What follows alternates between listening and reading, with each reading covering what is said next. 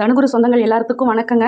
இன்றைக்கி நம்ம இன்றைக்கி என்ன சமையல்னு பார்க்கலாங்க. சாப்பாடு வச்சு விட்டுடுங்க. வரகடி சாதத்துக்கும் உழ வச்சாச்சுங்க. இன்றைக்கி பீக்கங்க நிறையா இருக்குதுங்க. இதையே சாப்பாட்டுக்கு பிணைஞ்சிக்கிற மாதிரி எப்படி சுண்ட வைக்கலாங்கிறது காமிக்கிறேங்க. பீக்கங்காய் சுண்ட வைக்கிறது எப்படின்னு காமிக்கிறேன். ரசப்பொடி அரைச்சி வச்சுருக்குறேங்க. அந்த ரசப்பொடி வச்சு எப்படி ரசம் வைக்கலாங்கிறத இன்றைக்கி காமிக்கலாம். இன்றைக்கி அதுதான் சமையலுங்க. வாங்க நம்ம வீடியோக்குள்ளே போகலாம். இந்த வாஷ் பண்ணி மேலே இருக்கிற இதெல்லாம் எடுத்துட்டுங்க. வாஷ் பண்ணிவிட்டு கழுவிட்டு கட் பண்ணிவிட்டு உங்கள்கிட்ட கொண்டு வந்து நான் எப்படி அரைஞ்சிருக்கேன், என்னென்ன பொருள் தேவை அப்படிங்கிறத நான் காமிக்கிறேங்க. பார்க்கலாங்க. பாருங்கள், பீக்கங்காயை நல்லா பொடியாக அரிஞ்சாச்சுங்க. கழுவி வாஷ் பண்ணி நல்லா அரிஞ்சாச்சு. அதுக்கப்புறம் ஒரு 2-3 பெரிய வெங்காயத்தை கட் பண்ணி வச்சுருக்காங்க. ஒரே ஒரு தக்காளி பழம் போதும். ரசத்துக்கு சுடுதண்ணியில் 2 தக்காளி பழமும் சின்ன நெல்லிக்காய் சைஸ் புளியும் போட்டு ஊற வச்சுருக்குறேங்க.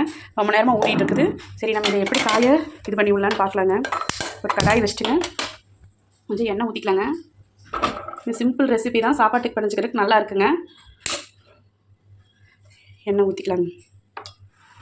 கொஞ்சம் எண்ணெய் ஊற்றி கடுகு கொஞ்சம் போட்டுக்கலாங்க. கடுகு கொஞ்சம் போட்டு கடுகு பொரிட்டுங்க. அதுக்குள்ளே நம்ம கொஞ்சம் இதில் சீரகம் லைட்டாக 4 எண்ணெய் போடலாங்க, ரொம்ப வேண்டாம். பாருங்கள், ஒரு 4 கடலைப்பருப்பு, ஒரு 4 உளுந்தம்பருப்பு, 2 சீரகம் போதும்.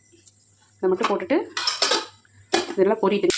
பாருங்கள், கடுகு வந்தோடனே கருவேப்பிலை போட்டுட்டு வெங்காயம் தக்காளி போட்டாச்சுங்க. போட்டு கொஞ்சம் உப்பு போட்டு விட்ருக்கேன். வணங்கிருக்கு. தேவையான அளவு உப்பை முதல்லையே போட்டுக்கலாம்.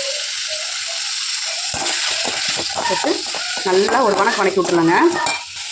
பாருங்கள், இந்த ஸ்டேஜில் மஞ்சத்தூள் ஒரு 1/4 ஸ்பூன், ஒரு 3 ஸ்பூன் சாம்பார் பொடி போட்டு நல்லா ஒரு வணக்கி விட்டுருலாங்க. இதை ஆட் பண்ணி ஒரு நிமிஷம் ஆனோம்னே அடுத்தது காயை உள்ள போட்டுடலாங்க. இங்கே நிறையா இருந்தால் இந்த மாதிரி கொண்டு வச்சிட்டோம்னா சாதத்துக்கும் பிணைஞ்சிக்கலாங்க, நல்லாயிருக்கும். இன்னொன்று இந்த காய் கொஞ்சம் இனிப்பாக இருக்குங்க. அதுக்காக தான் நம்ம கொஞ்சம் லைட்டாக ஒரு ஸ்பூன் காரம் எச்சா போட்டுக்கணும், அப்போ தான் நல்லாயிருக்கும். அடுப்பு சிம் பண்ணிவிட்டு இதை நல்லா ஒரு கலரி விட்டுட்டுங்க. அடுப்பு சிம் பண்ணி விட்டு உப்பு நம்ம தேவையான அளவு போட்டாச்சு. நம்ம இதையே மூடி வச்சிடலாங்க. இதுலேயே தண்ணி ஒரு 2 நிமிஷம் கழிச்சு திறந்தோம்னா இதுலேயே தண்ணி விட்டு வந்திருக்குங்க. இல்லைங்க, இதை இப்போ மூடி வச்சுட்டு இன்னொரு 2 நிமிஷம் கழிச்சுட்டு உங்கள்கிட்ட காமிக்கிறேன். நம்ம போட்ட மசாலா தூள் எல்லா இடத்துலையுமே பட்டுற மாதிரி ஆயிடணும். அதுக்கப்புறம் தான் நான் மூடி வைக்கணும். போட்டாச்சுங்களா? இதை போட்டு மூடி வச்சுட்டு இன்னும் 2 நிமிஷம் கழிச்சு தண்ணி எவ்வளோ விட்டுருக்குன்னு உங்கள்கிட்ட காமிக்கிறேன். பாருங்கள், போட்டு அப்படியே நம்ம கீழே இருந்து 2 நிமிஷம் கழிச்சு பாருங்கள், தண்ணி வந்திருக்குது. தண்ணி பதம் தெரியுதுங்களா? இன்னும் காய் வணங்க தண்ணி வெளியில் வரும். இந்த காயோட தண்ணி முழுது வெளியில் வருங்க. அப்புறம் இப்போ ஒரு கலரிட்டுங்க. ஒரு 4 பல்லு பூண்டை தட்டி வச்சுருக்கிறேன், அதையும் இதில் போட்டுடலாம்.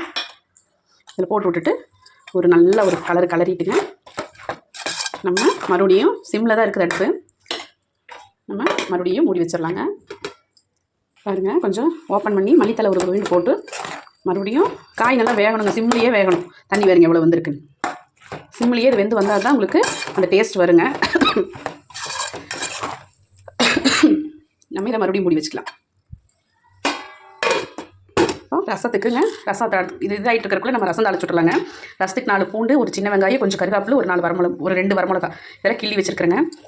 இதை ரசத்தை கரைச்சிட்டு காமிக்கிறேன். பாருங்கள், மறுபடியும் ஒரு கலரி மூடி வச்சுட்டு இன்னும் காய் வேகணுங்க. காய் இன்னும் வேகலை. இப்படி எடுத்து நசுக்கி பார்த்தாலே தெரிஞ்சு காய் வந்துருச்சு இல்லையான்னு. இன்னும் காய் வேக வேண்டியது இருக்குது. தண்ணியெல்லாம் ஃபுல்லாக இதாகி காய் வந்தது உங்களுக்கு தனியாக தெரியுங்க. நம்ம மூடி வச்சிடலாம். மறுபடியும் ரசத்தை தாளிச்சு விட்றலாங்க. ரசத்தை தாளிச்சு விட்றதுக்கு கடாய் வச்சு கொஞ்சமாக எண்ணெய் ஊற்றணும். ரசத்துக்கு எண்ணெய் நிறைய ஊற்றினா நல்லா இருக்காது. எதுக்குமே எண்ணெய் நிறைய ஊற்றக்கூடாதுங்க. கடுகு கொஞ்சம் நிறையா போட்டேன், பரவாயில்ல. கடுகு கொஞ்சம் போட்டாச்சுங்க. போட்டு கடுகு பொரிஞ்சிருச்சு. வரமிளகாய் போட்டுருங்க. வரமிளகாய் போட்டு ஒரு இது பண்ணி வச்சுட்டுங்க. அடுத்தது பூண்டு, கருவேப்பிலை தழை போட்டுடலாம். ஒரு வணக்கி வச்சுங்க.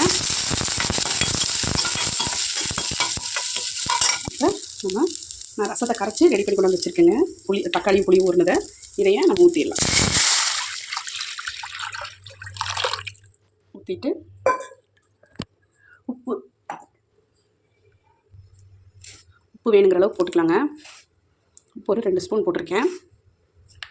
உப்பு போட்டாச்சுங்க. உப்பு போட்டு ஒரு மிக்ஸ் பண்ணி விட்டுட்டு ரசப்பொடி நம்ம அரைச்சி வச்சுருந்தோம் இல்லைங்க, ரசப்பொடி 1 ஸ்பூன் போதும். வேறு எதுவும் வேண்டாங்க. பாருங்கள், ரசத்தை தாளிச்சு விட்டாச்சு. நம்ம எவ்வளோ ஈஸியாக ரசத்தை வச்சுட்டோம்னு பாருங்கள். இந்த ரசப்பொடி அரைச்சி வச்சிட்டோம்னா இதே மாதிரி டக்குன்னு ரசத்தை வச்சு விட்றலாங்க. ரசமும் நல்லா டேஸ்ட்டாக இருக்குங்க.